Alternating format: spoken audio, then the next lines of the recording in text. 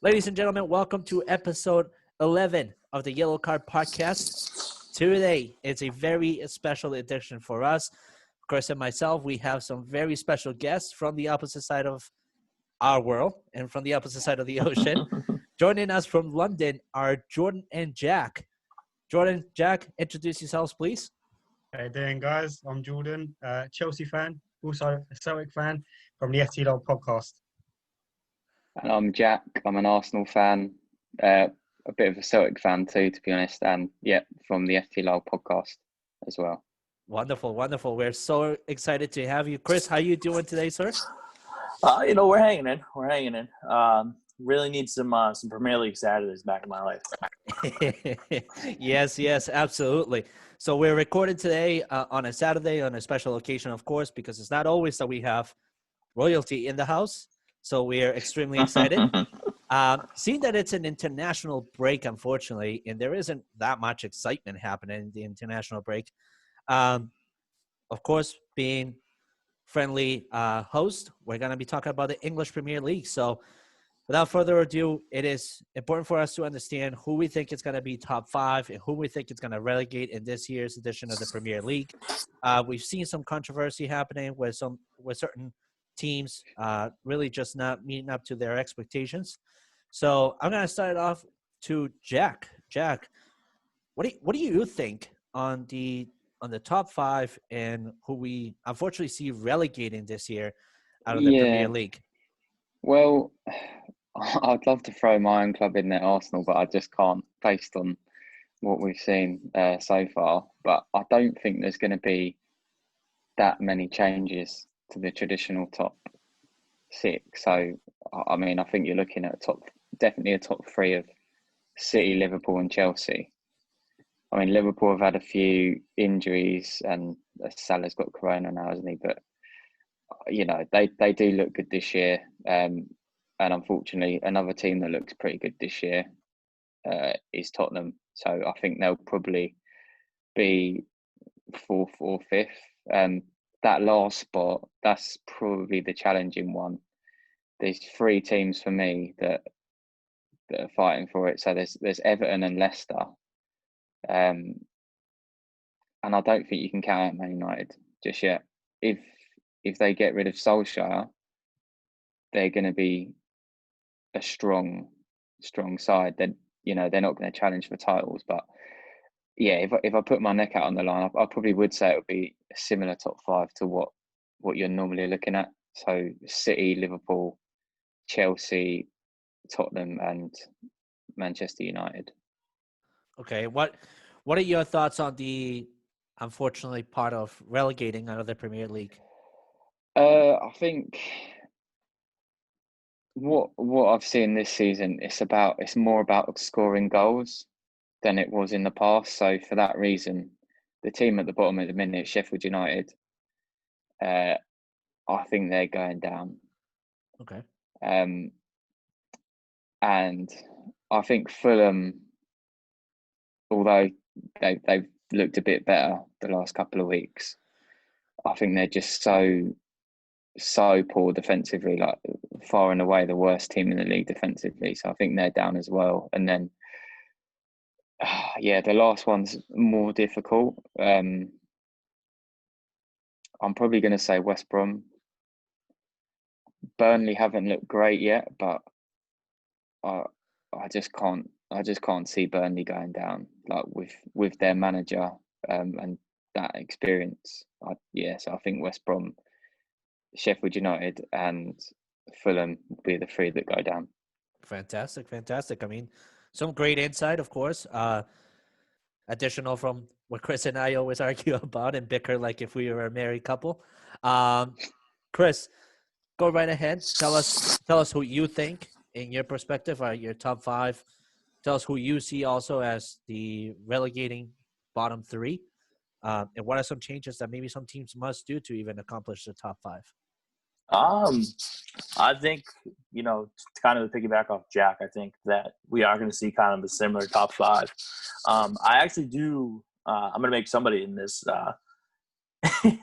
really happy. I do think Chelsea's going to finish the top of the table this year, though. I do think that with Timo Werner and company, that offense has been great, and I think they found their guy finally in Mendy, and I think he's going to be key for them going forward. I would say I have them one. If Liverpool can figure out how to solidify getting a center back with all these injuries that they have, I have them going 2. I have City finishing 3. I just don't think they go lower than 3. I then have Tottenham at 4. I like the additions that they've brought in, bringing in Gareth Bale and stuff like that. I think it's going to be huge for them moving forward. And I have Man United finishing 5th as of right now. And it's actually funny because you look at the bottom 4 right now, and I was fully agreeing with Jack. I think Fulham's just one of the worst defensive teams in the Premier League. So I think they're going down. Sheffield just struggles to score. So I could see them going down. And then West Brom, I could see 2 teams that came up slightly just go right back down. I think Burnley will finish like anywhere between 15 and 16. I don't think they're going to play poorly down the stretch. I think Pope and company will grab some wins here and there, and they'll slowly work their way up the table. Fantastic. Jordan, what are your thoughts, sir? Similar to the other lads. I do like the Chelsea shout at number 1. But I don't know, I need to be a bit realistic. I mean, at the moment, Chelsea are on fire. We're doing really well, and it looks like it's all clicking together.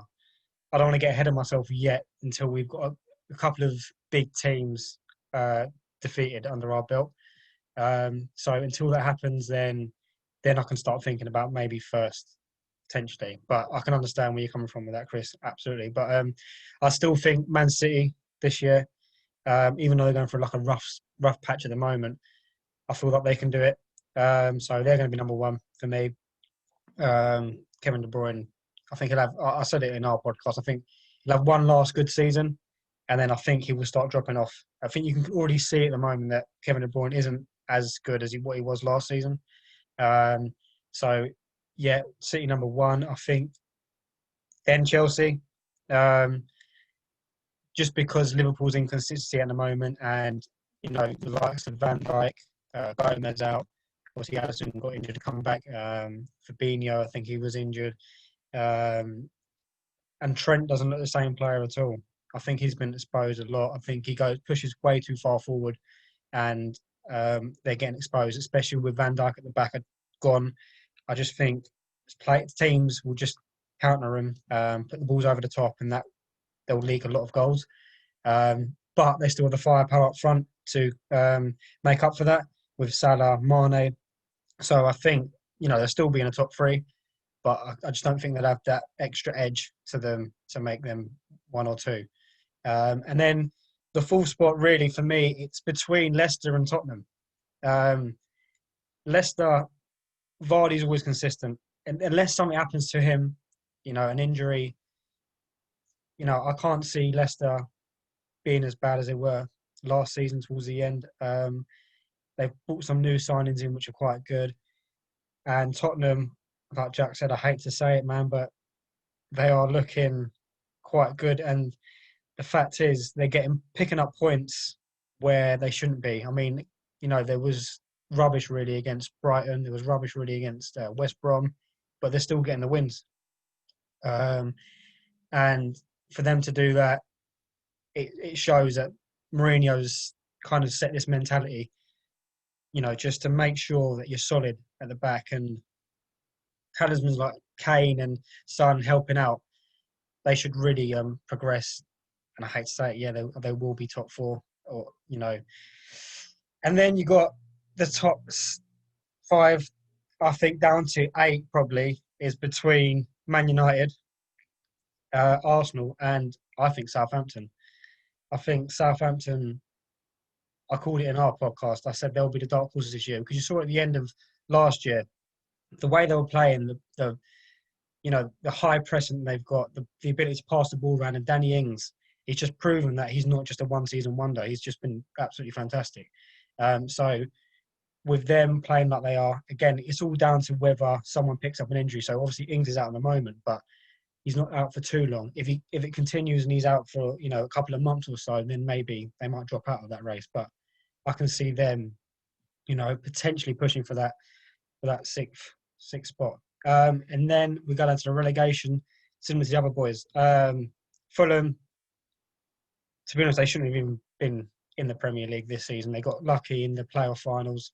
A free kick goal from them, and I don't see Scott Parker being the man to take them forward either, and even keep them up. I just don't think he's got the minerals.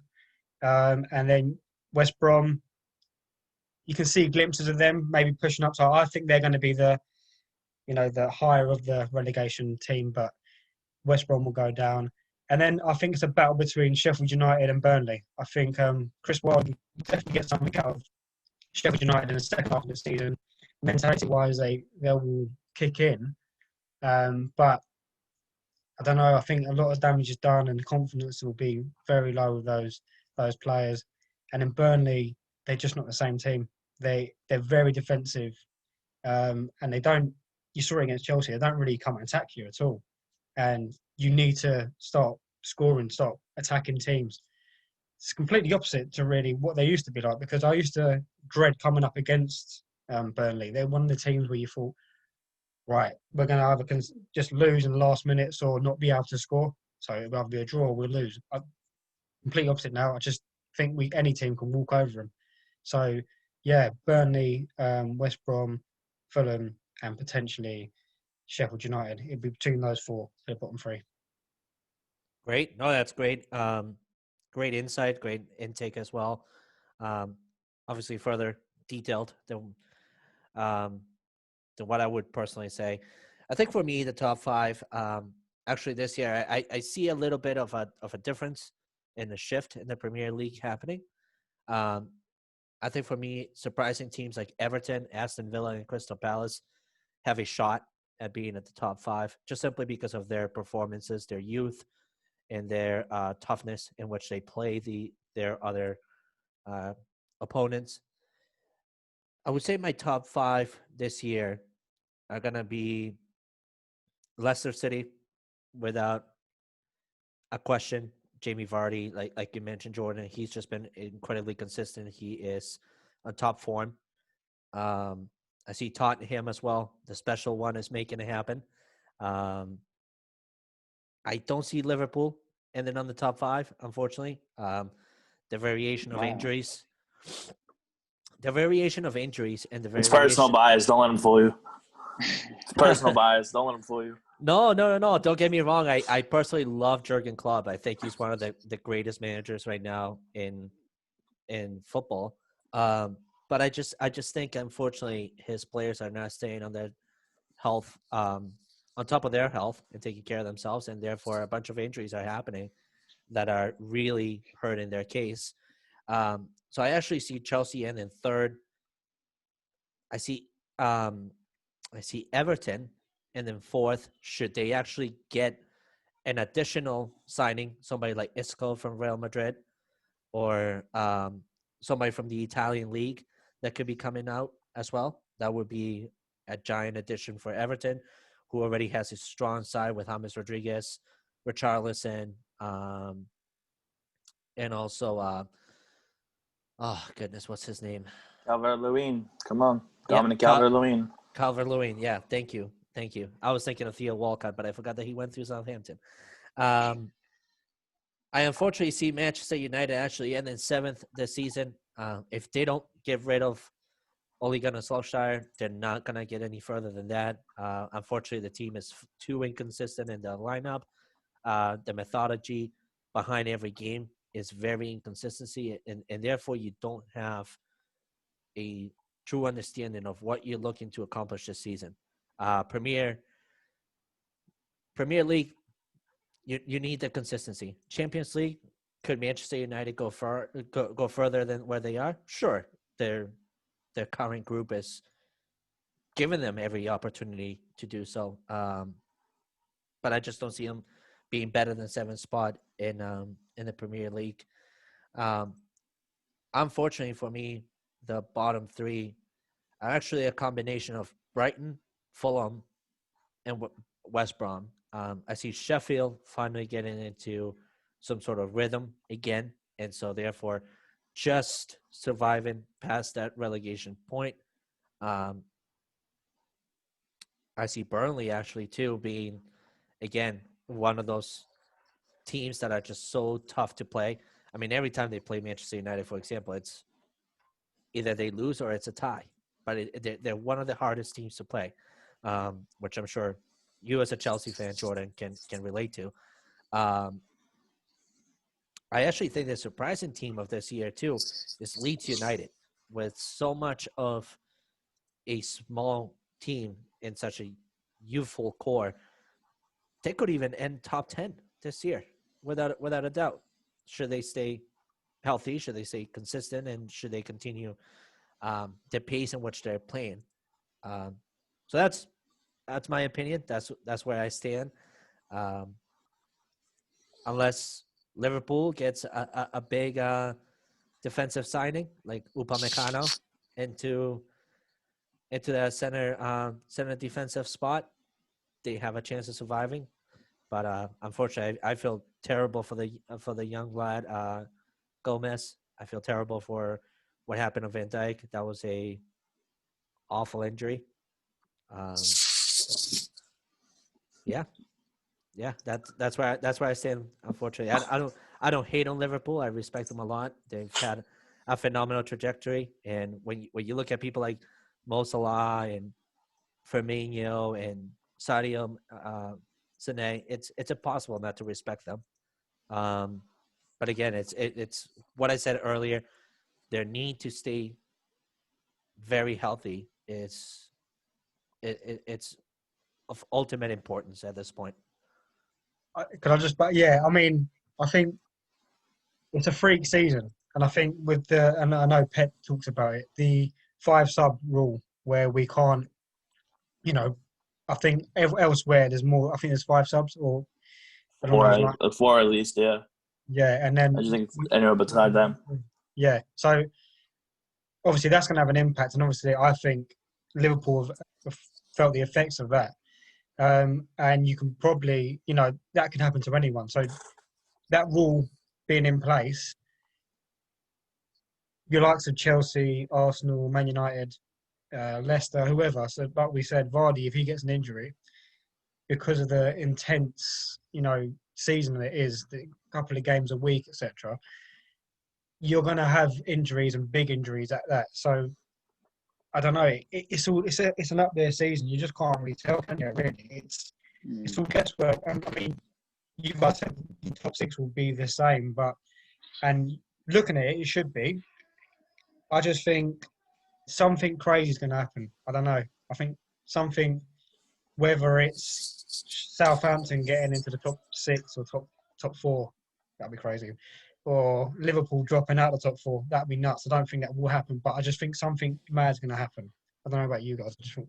No, I fully agree with that. That's why I was saying earlier too. I'm thinking Everton is one of those teams that's going to be able to make history finally happen for them, just because they put such an investment into their whole entire organization that unless a freak accident happens where Richarlison, Calvert-Lewin, James Rodriguez, and even their defensive ends end up having terrible season-ending injuries, then that's where Everton collapses.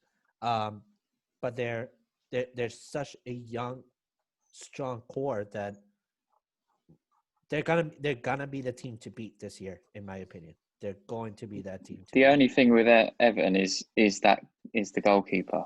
Yes. Like if they had, a goalkeeper as good as what their midfield was, I think at the start of the season in our sort of preview podcast, I did say they're probably most likely to break the top 6 because James Rodriguez, I mean, what a signing.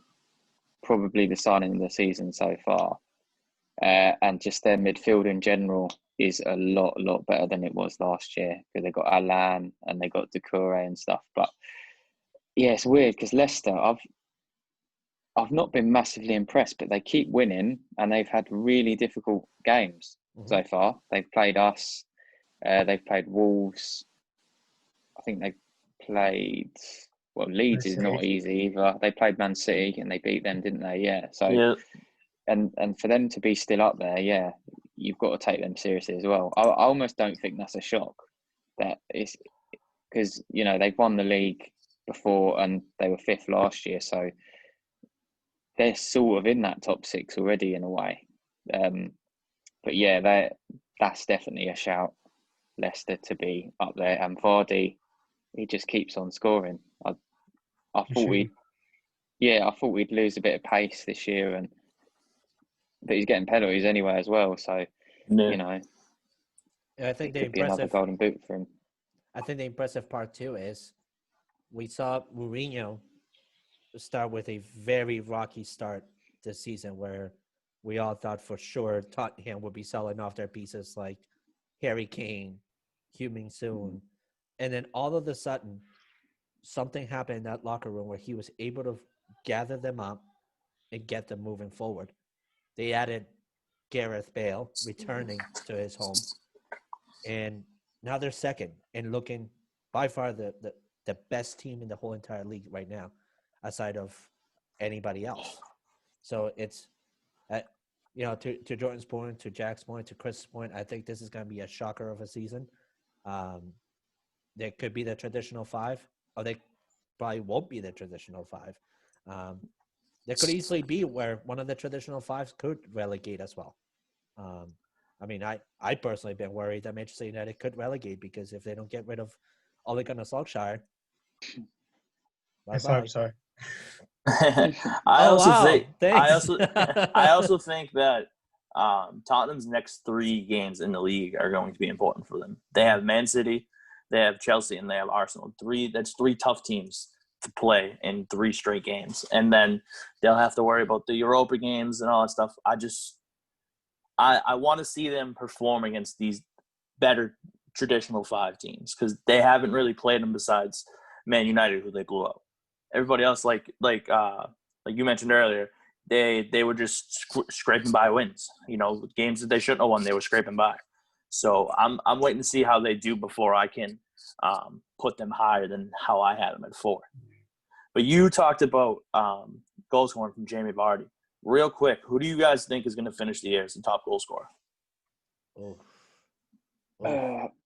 I said, before the season started, I said Salah, and I've just got to stick by that for now. I think. Let's see how long he's out for. I suppose with Kroenke, hopefully not too long. But no, he just has so many shots, doesn't he? That he's bound to score, and now he's on penalties as well. That helps. Big time. Jordan, what do you think? I'm going to go Vardy. I'm going to go there. I think Kane, you've seen in the last couple of games, he's become more of a playmaker, an assist. He's not he's scoring goals, but he's not the main target. Son's more the person who will get on the end of those. Vardy is always consistent and always up there. Aubameyang's just dropped off completely. So yeah, Jamie Vardy is always getting on those penalties. The pace merchant that he is, yeah, he'll do it.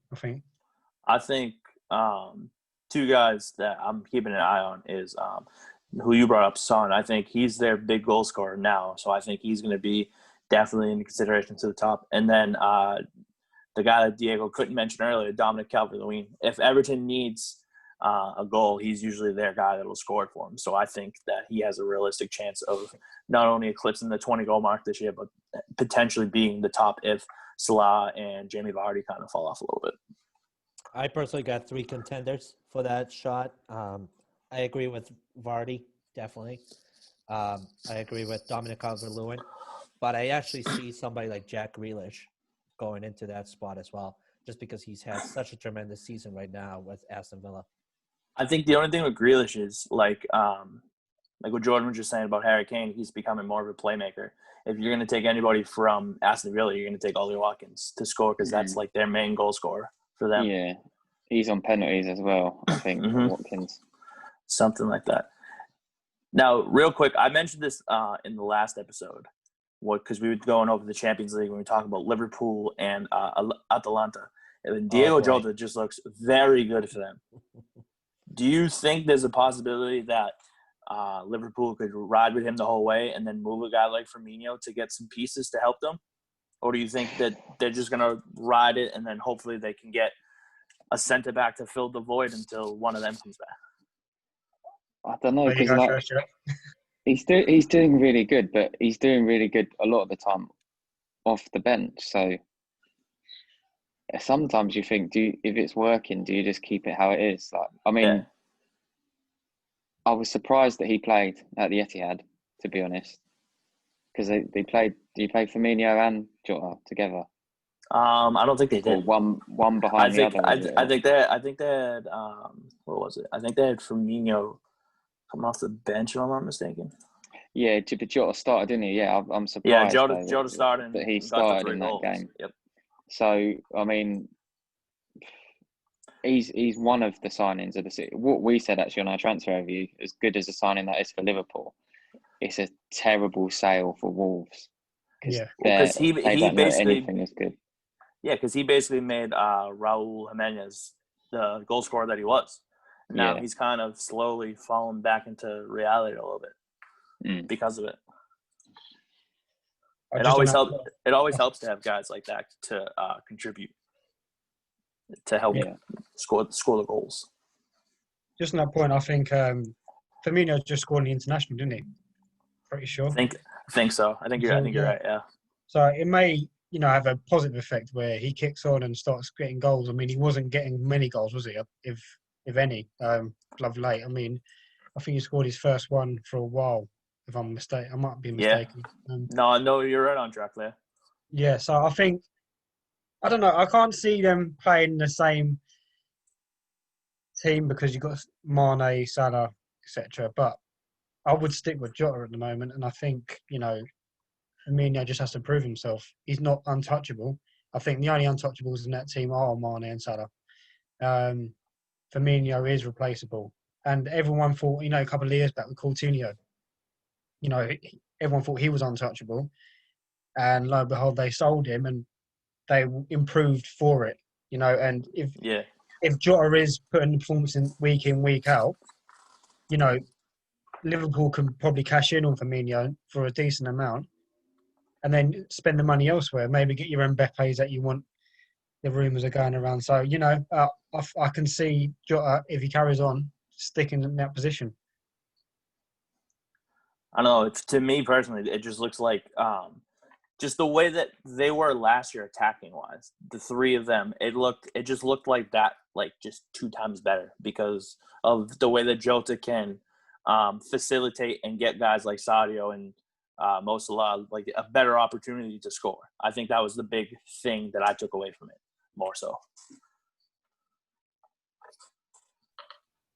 But yeah, I mean, it's definitely going to be a hell of a finish.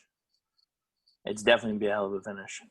I am interested to see how that young Aston Villa team finishes up too. Because if Grealish and Oli Watkins and company, if they could continue to perform well, definitely top 10 in my mind. Realistic shot at the top 6. Yeah. I think we've put Agent Barkley in the team just so we can still Grealish later on. 100%. I think, Grealish, he's unreal. And there's a debate, I don't know if you guys know, I mean, in the England international team, there's always a debate between Mount and Grealish, who's better and whatnot. And Grealish is a fantastic player. I mean, he could fit in. I had doubts last year, I'm not going to lie, that he could fit into any team. I thought he was just a one-club man. But the guy is unreal. I think he could fit into any team in this league. So there'll be a battle for his signature next year, maybe even January. If clubs really want him. But Aston Villa will be top 10, I can't see them, the way they're playing at the moment. There's no way they're going to drop any further than that. Right. So, Jack, you're an Arsenal fan. What is a move that you think they need to do in able to get back up to where they need to be in the table? To be honest, you've just been talking about him. Jack Grealish, I like him at left wing. So At the start of the season, I was thinking Aubameyang at left wing is okay because you've got a goal scorer on the left wing, and then you've got a striker that doesn't then need to score as many goals. But I think the way it's going, Aubameyang has got to play centrally, and Grealish, yeah, I like him better on the left wing than I do in the midfield. So for me, that's probably the perfect signing at the moment. We need someone that can create chances.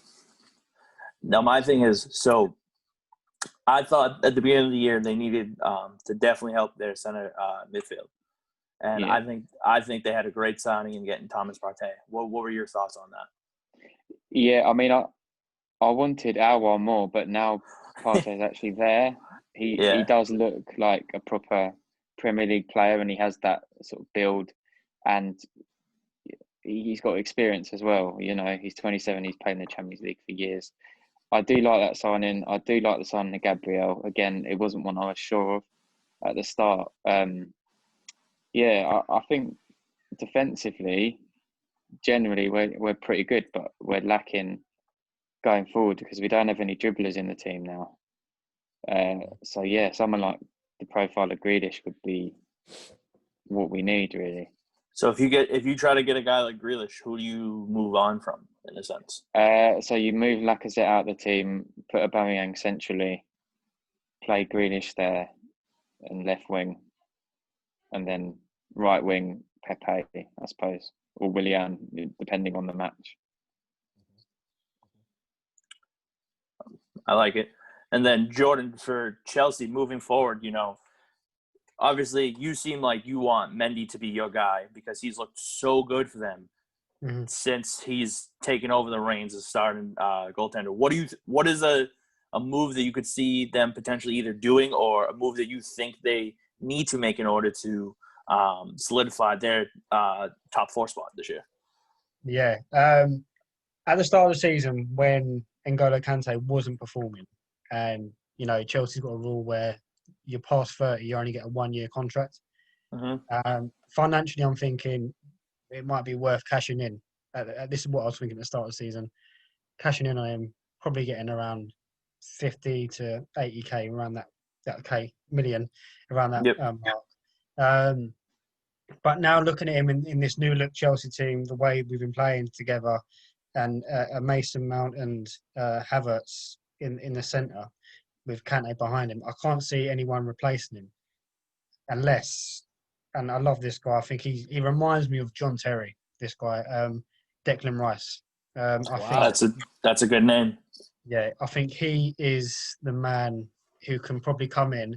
Already got a massive relationship with the coaching staff, Mason Mount, Chilwell, you name it. He's basically a Chelsea through and through guy, similar to John Terry. So we need someone with that bit of passion, that leadership. Even though he's still young, he's got that leadership in him. And Thiago Silva, although he's been great, he's still what, 35, 36? His legs may give in at the end of the season. There's a massive gap there if he does go. We do need to then buy, I would say, another centre-back probably next season. I don't know who in the market would be able to replace someone like Thiago Silva. It'd have to be someone experienced. I wouldn't want that Michenko from Leipzig. I don't know, it's too risky for me. I need someone who's been there, done that. And there's not many in the market, I don't think. No, I don't think so. So I mean, that's another thing like Declan Rice, though. I think he can play centre-back as well. And that fact there, it's just such a utility player that we can have such class and a leader. He fills that gap for Chelsea. And I'm not trying to brag or anything, but I feel like Chelsea have now done so well last summer gone, that we don't really need to buy anymore. I'd say we could probably sell a few and make money back. So the likes of Ross Barkley, if he was to go, we've already taken quite a bit of money for the loan fee. So if we sell him on a permanent to Aston Villa, that could be quite a bit. Olivier Giroud would probably go. You've probably got Callum Hudson-Odoi. I would sell him. I don't think he's put enough, and he's just sitting there doing nothing. If he wants to go on for his career and build on it, then the likes of Bayern Munich who are willing to pay, 60+ million, then let's snap their hand off. He's not doing anything at our club. What's the point? Just sell him. And that can fund the Declan Rice. So you're breaking even there. And then, I don't know, try and get rid of Kepa if anyone's silly enough to take him. And that's it.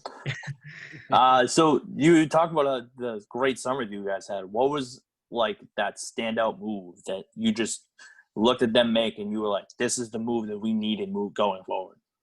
Yeah, the one we needed was Ziyech, I think. Ziyech was the one I think that we the one we needed was probably, there's two, Silva and Mendy, because those two positions were terrible. The one that stood out for me was Ziyech. I think that was a signing where it was quite cheap. He's already a Champions League proven player, and he's a right winger coming in on his left foot, completely different to what we had Willian, who just, Jack would vouch for it now. If you're being honest, Jack, he was just a bit of a waste. I never said. I never thought that was a good signing, to be honest.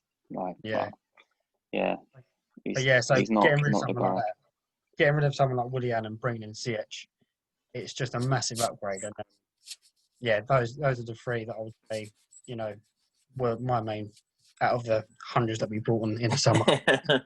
I thought, just by going off of past history and stuff like that, I thought one of the more underrating signs to you guys was getting Ben Chilwell.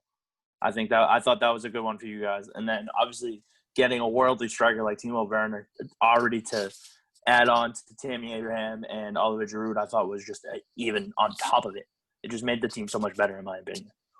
Yeah, 100%. I forgot about Chilwell. Yeah, Chilwell was a major signing. He's proven everyone wrong. I remember on Twitter, everyone was saying, "Oh no, don't get Chilwell, get Tagliafico or Alex Telles."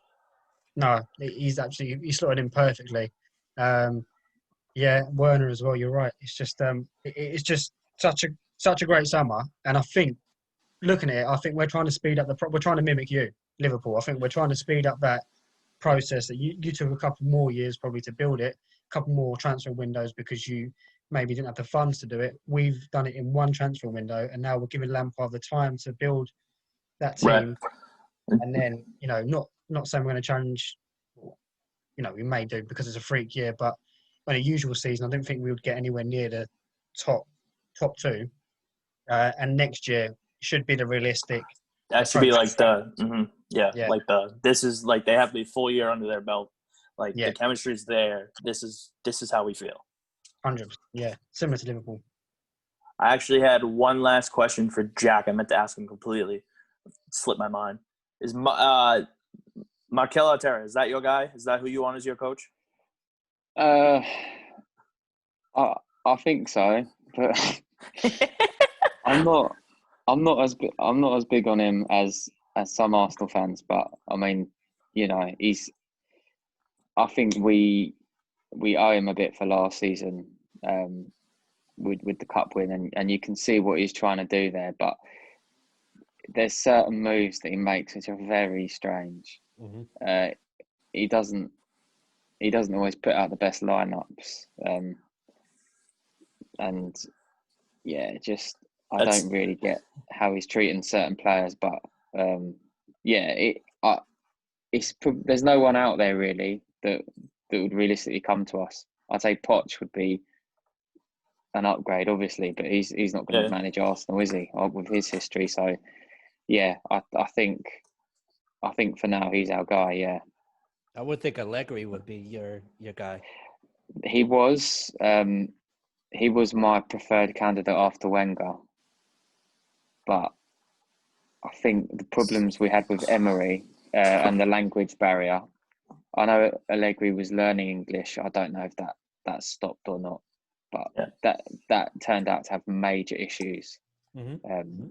And the language barrier is a massive thing. I don't know how Bielsa does it at Leeds, but it's just you've got to be good. I think speaking the language is standard, really. Yeah, I think the big thing for most Arsenal fans, it's either you're a big Mikel Arteta guy or you're a big Mesut Ozil guy. And Yeah, if you're the Ozil guy, you're not going to be as big on Arteta as you would want to be. But if you're an Arteta guy, Ozil, you can move and finagle and potentially get some pieces back around it. But I figure that with the way that he was wording it, you know, he's my guy for now. It makes me think that he's a big Mesut Ozil fan. No, I'm not. No? Oh, even better. So the thing with Ozil, so he talks a lot, but when Arteta first came in, he was getting games, and then something happened off the field, and he just not played since. But I just think he makes the club look really bad with his stance on Twitter and things like that. And I mean, he's a good player, but he doesn't suit the Arteta system. Like, you have to be a hard working. If you're going to play number 10, you have to be hard working. And I guess Ozil could play on the right wing maybe, but again, it's just that would leave Bellerin majorly exposed. Bellerin's probably been our best player this season actually. So I'm not really that big on either of them, to be honest. I'm more Arteta, I think. I liked Arteta as a player as well. I also like the name of Dennis Bergkamp coming into Arsenal. Him being such a legendary figure for Arsenal. Yeah, similar Arsenal to Arteta in that he didn't actually have experience as a coach, as a manager, did he? But yeah, Bergkamp, is he the assistant at Ajax, or he's got some sort of role at Ajax now? Yeah, he's the assistant coach over there. Yeah, I mean, of all the sort of ex-Arsenal players about at the moment, the only one that is in a job, I believe, is Vieira, really. He's doing stuff at Nice at the minute. And you know, whatever you do, avoid David Moyes as much as you can. yeah, I'm Arteta for now, but I mean, if someone really class did come up and we don't get in the Champions League next year,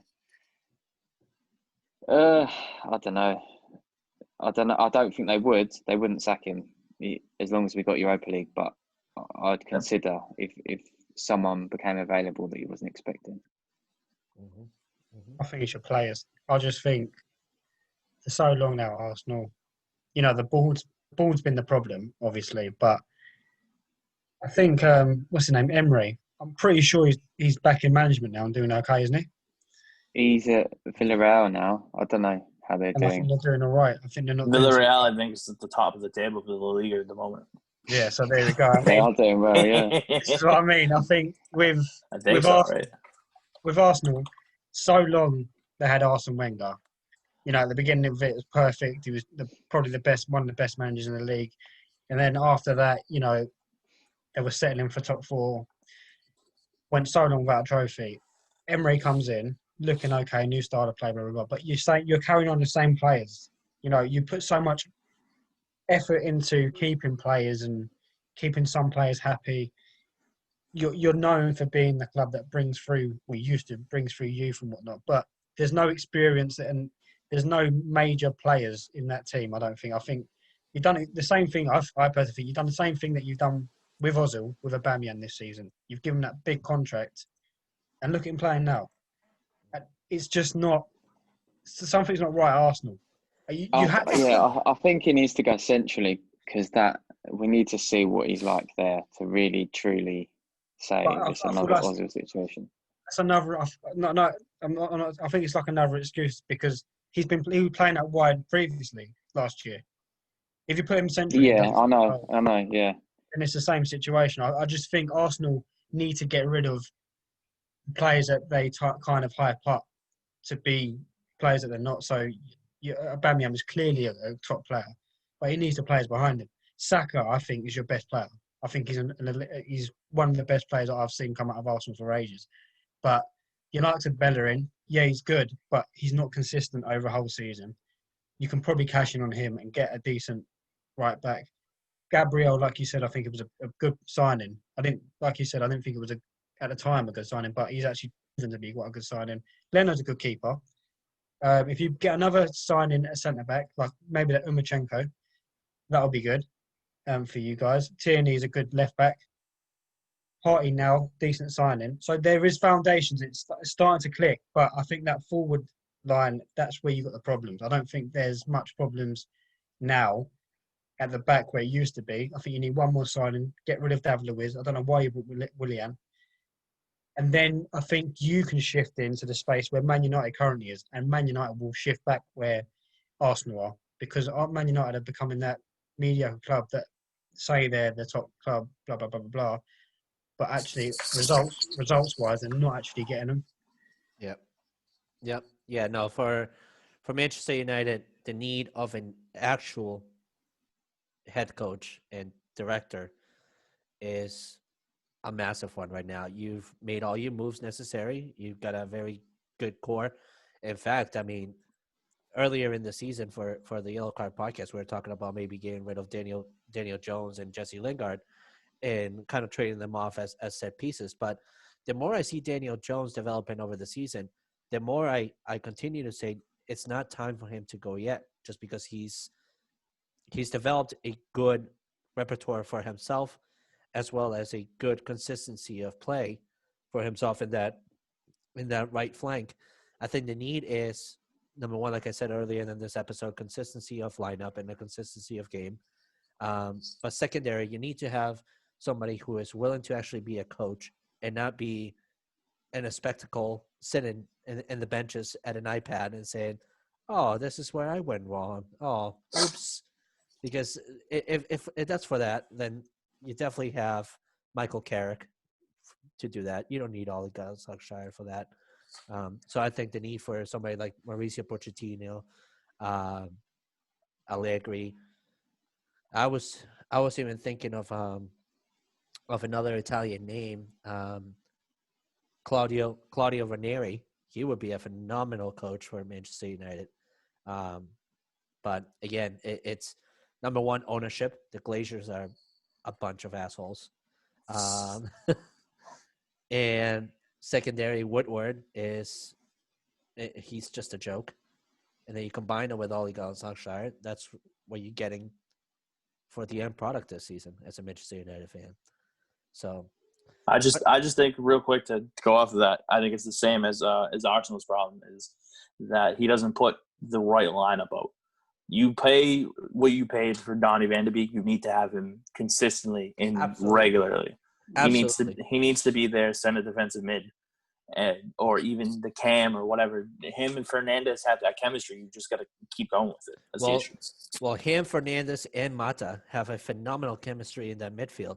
What are you doing mixing up Paul Pogba or Fred or even Nemanja Matic, somebody who doesn't get what that chemistry is of counterattack that these three have developed?